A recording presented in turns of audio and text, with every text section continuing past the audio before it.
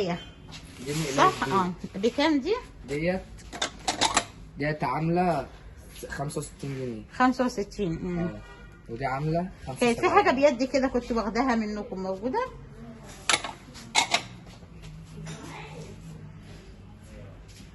شايفين يعني اللي عايزه حاجه عايزه. ايوه دي سعرها كام؟ ديت عامله 99. 99. ما غليتش على فكره، دي حاجات اسعاره ثابته ما علهاش. هو طبعا الحاجات الجديده والحديثه اللي بتجيله بيعلي في سعرها. شايفين دي طواجن ممكن للكيكه بتطلع على شكل قلب. دي بتدخل الفرن. الطاجن ده بكام؟ الاثنين عاملين 240. 240. وشايفين ده صيني فرداني. اسعاره ايه بقى؟ عندك بيبدا 19 ونص. 19 جنيه ونص. ايوه.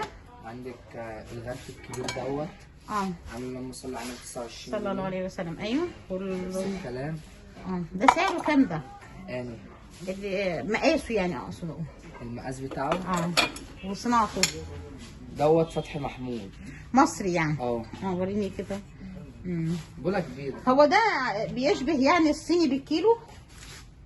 هو حاجه زي كده. عشان انا بشوف محلات بيقولوا الصيني بالكيلو. كنت نفسي افهم ايه وجهة نظرهم يعني. يعني ممكن ناس تجمع طقم مثلا. يجمعوا طقم. بالنسبه للناس اللي هي بتجدد شققها يعني وكده او مطابخها ممكن او